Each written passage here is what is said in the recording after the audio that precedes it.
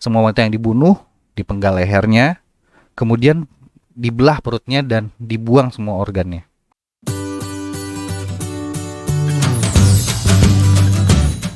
Halo teman-teman, kenalin gua Baba Joykunda. Baca berita bareng Joykunda.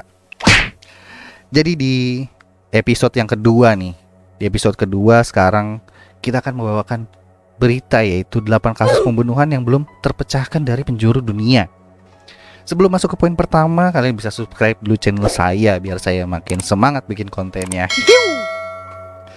Oke, langsung aja kita baca dulu ya.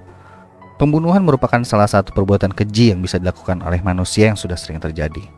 Tapi ada beberapa kasus pembunuhan sukses yang membuat polisi kebingungan karena mereka tidak berhasil memecahkan meskipun kasusnya sudah terjadi bertahun-tahun. Setiap pembunuhan pasti memiliki motif dan metode yang berbeda dalam membunuh. Hanya saja beberapa di antara mereka memiliki satu kesamaan yang sama, yaitu pelakunya belum ditemukan. Untuk ini berikut beberapa kasus pembunuhan yang paling misterius yang belum terpecahkan hingga saat ini. Oke, langsung ke yang pertama, yaitu Jack the Ripper. Oke, dilansir dari Time, lebih dari sahabat yang lalu pernah ada pembunuh berantai paling terkenal London yang berkeliaran dengan memangsa para pelacur. Dia membuat sebuah tanda berupa Jack the Ripper di setiap pembunuhannya. Setidaknya ada 5 orang wanita yang berhasil dia bunuh dan dimutilasi. Ketika The Morning Post hendak memberitakan kasus ini, mereka pun enggan menceritakan perincian dari kasus-kasus ini karena terlalu sadis. Awalnya pihak berwenang menduga kalau sang pembunuh berprofesi sebagai dokter atau tukang daging. Nah, ini dugaan mereka berasal dari tanda tangan atau metode pembunuhan yang ia lakukan gitu. Karena dia tuh sangat terampil ketika menggunakan pisau. Semua wanita yang dibunuh, dipenggal lehernya, kemudian dibelah perutnya dan dibuang semua organnya. Wow. Setelah diusut oleh FBI, rupanya Jack the Ripper mengincar para peminum berat dan pelacur karena mereka ini mudah diserang. Nah, sampai saat ini nggak ada yang tahu identitas dari Jack the Ripper. Apalagi kejadian ini di tahun 1888 ya, sehingga pelaku sudah pasti membawa misteri tersebut ke dalam kubur. Udah pasti meninggal lah orang itu ya, bener. Tapi kalau kayak gini ya, misalnya untuk mereka-mereka orang-orang yang hidup di tahun 88 nih pasti serem banget ya.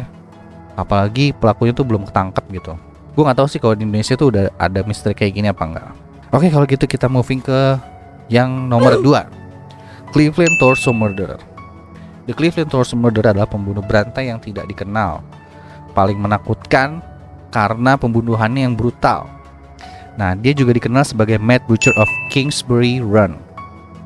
Tapi yang gue bingung nih, kenapa pembunuh-pembunuh itu dikasih nama tuh bagus, keren-keren gitu, bagus-bagus. Jadi ya mungkin mereka jadi lebih terpacu gitu nggak sih, kalau menurut gue sih secara psikologis ya. Dia membunuh 12 orang dari tahun 1935 sampai 38. Dia memotong-motong tubuh mereka dan membuang jenazah mereka di lingkungan terpencil di Kingsbury Run, Amerika Serikat. Nah, sebagian besar jenazah ini ditemukan tanpa kepala atau anggota badan, dan terkadang bagian tubuhnya ditemukan tempat lain. Korban melibatkan 7 pria dan 5 wanita, 12 orang itu ya. Kebanyakan dari mereka berasal dari kalangan bawah, pelacur dan gelandangan. Nah, sebagian besar korban ini dipenggal dan dipotong-potong. Korban laki-laki dikebiri dan dikasih chemical treatment yang dilakukan pada tubuh korban. Terus kasus ini diselidiki oleh pengacara terkenal yaitu Elliot Ness yang pada saat itu menjabat sebagai direktur keamanan dari pabrik Cleveland. Tapi pembunuhnya tuh nggak pernah ditangkap, nggak pernah terungkap. Nah, ini ada kejahatan yang paling mengerikan dalam sejarah Cleveland. Mungkin ya, kalau menurut gue pribadi nih, mungkin pada saat itu pun masih adanya keterbatasan teknologi yang bikin pembunuh-pembunuh ini bisa lolos dari hukum. Ngeri banget ya. Apa rasanya gitu? Gue sih nggak ngerti deh, orang masih punya nurani apa enggak bisa motong-motong orang into pieces gitu. Oke, kalau gitu kita moving ke yang selanjutnya, Black Dahlia Murder. Jadi tahun 1947, ini kebanyakan tahun-tahun jadul ya, 18, tahun 19. Ditemukan seorang mayat wanita yang sedang berbaring di pinggir trotoar dalam kondisi telanjang. Wanita malang ini diiris rapi menjadi 2 bagian di pinggangnya, wow, tanpa setetes darah pun. Selain itu, satu payudaranya juga dipotong. Setelah ditelusuri lebih lanjut, korban dari pembunuhan ini merupakan seorang wanita berusia 22 tahun bernama Elizabeth Short. Pembunuhan tersebut berhasil membuat publik gempar. Surat kabar pun menjuluki sebagai menjuluki dirinya ini, si korban, sebagai Black Dahlia karena dia memiliki rambut yang hitam dan dia diyakini memakai pakaian serba hitam pada saat dia menjadi korban. FBI mencoba membantu pemerintah dalam mencairkan kasus Black Dahlia. Nah, bagaimanapun juga pembunuhan ini belum terungkap sampai sekarang.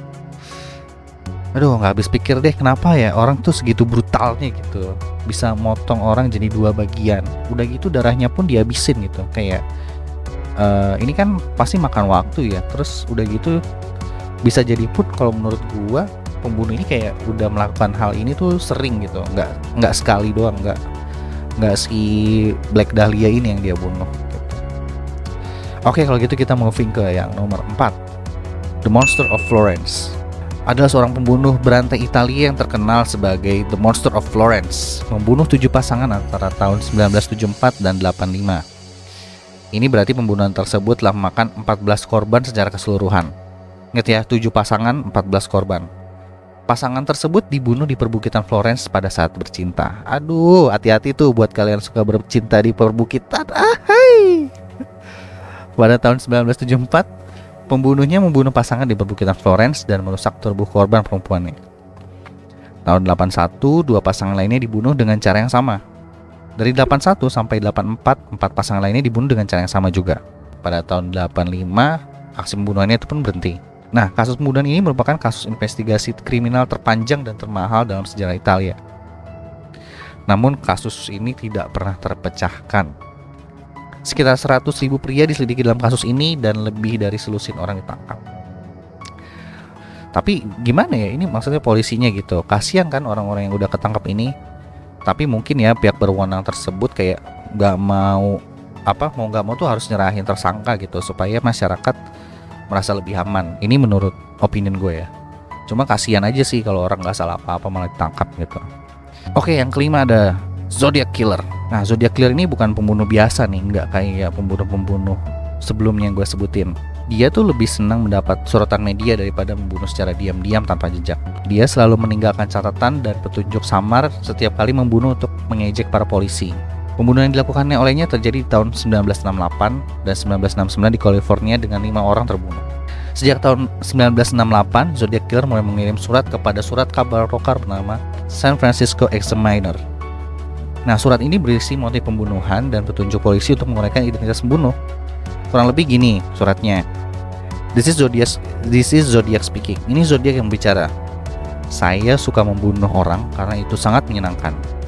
Ini lebih menyenangkan daripada membunuh binatang buas di hutan karena manusia adalah hewan yang paling berbahaya. Wish. Gue setuju statement terakhir sih, manusia itu adalah hewan yang paling berbahaya menurut gue. Hingga detik ini belum ada satu tersangka yang dikonfirmasikan sebagai Zodiac Killer. Meski demikian, kepolisian San Francisco masih terus menyelidiki kasus ini. Menurut gue Zodiac Killer ini berani banget gitu. Dan mungkin menurut gue pribadi dia adalah orang yang jenius gitu yang bisa melakukan ini. Karena kelihatan banget dia ngasih tahu namanya siapa dia ke polisi, tapi pakai teka-teki gitu. Jadi polisi harus memecahkan namanya dengan sandi yang dia pakai gitu, dengan sandi yang dia kasih. Kalau ini terjadi di tahun 60-an, menurut gue juga orangnya mungkin udah meninggal kali ya sekarang tuh. Emang tapi menurut gue dia jenius, tapi tetap yang dia lakukan itu salah. Ke nomor 6, The Lake Bottom Murder. Nah, The Lake Bottom Murder ini adalah salah satu kriminal pembunuhan rangkap 3 yang paling misterius di Finlandia. Jadi ada danau Bodom terletak di pinggiran kota Espoo, Finlandia. Pada pagi hari tanggal 5 Juni 1960, 3 remaja dibunuh dengan kejam di dekat danau. Nah, tapi untungnya ada seorang remaja yang selamat. Korban perempuan tersebut adalah Maila Ermeli Borchulm dan Anna Tulikimaki. Keduanya berusia 15 tahun. Korban laki-lakinya ini adalah pacar dari Maila dan Anja ini, yaitu Seppo dan Niels. Keduanya berusia 18 tahun. Nah, mereka lagi berkemah di dekat danau dan antara jam 4 pagi sampai 6 pagi, Maila, Anja, dan Seppo terbunuh saat mereka tidur. Mereka dibunuh dengan luka tusuk dan benda tumpul di kepala mereka. Ada namanya Niels selamat dari kebrutalan dan ditemukan di luar tenda dengan tulang wajah patah dan luka tusuk. Kemudian sekelompok 4 laki-laki yang mengamati burung ada di dekat situ melaporkan bahwa mereka melihat seorang pria pirang berjalan menjauh di tempat yang tersebut. Nah, setelah itu investigasi intensif dilanjutkan dan banyak tersangka diidentifikasi. Salah satunya orang yang selamat, Gustafsson, ditangkap dan didakwa membunuh teman-temannya. Nah, tapi dia dinyatakan tidak bersalah dan pelakunya tidak pernah diidentifikasi. Nah, tapi kalau menurut gue pribadi, mungkin si Gustafsson ini dilihat oleh pihak kepolisian tuh punya motif gitu ya. Entah mungkin motif cemburu lah atau apalah, makanya ditangkap dia tuh. Tapi ujung-ujungnya ya nggak salah juga orang itu. Oke, yang ketujuh ada dari Tupac Shakur dan Notorious Big. Aduh, ini tuh tahun 90-an ya. Tahun 90-an tuh kayak terkenal banget. Ini waktu gua berumur 5 tahunan kira-kira. Ini terkenal banget di berita pada saat itu. Jadi tahun 90-an ada Tupac Shakur dan Notorious Big itu ditembak mati. Kedua rapper ini merupakan rapper andalan dari dua perusahaan label rekaman yang berbeda, yaitu Death Row dan Bad Boy. Nah, banyak yang ngaitin kematian mereka dengan perselisihan antara dua perusahaan tersebut. Nah, Shakur dari Death Row jadi korban pertama. Dia ditembak di Las Vegas pada tanggal 13 September 1996. 6 bulan kemudian giliran Notorious Big dari Bad Boy yang ditembak dengan cara yang sama. Sebenarnya nggak jelas sih ini persaingan musik kemungkinan jadi alasan terbunuhnya mereka. Tapi kebingungan polisi semakin menjadi akibat beberapa saksi dari kedua pihak ini nggak ada yang kooperatif. Setelah itu muncullah berbagai teori konspirasi yang menyatakan bahwa kedua rapper ternama ini memasukkan kematian mereka. Apakah teori tersebut benar sehingga polisi tidak berhasil menemukan pelaku pembunuhan mereka? Tapi kalau misalnya menurut gua nih ya, mungkin ini masalah geng juga gitu. Karena kan biasanya kalau black people ini identiknya dengan geng gitu-gitu ya. Tapi kalau misalnya memasukkan kematian mereka tuh untuk apa gitu? Kalau menurut gue sih kayaknya ketenaran tuh nggak akan membuat mereka memasukkan kematian mereka gitu. Nggak masuk akal sih menurut gue.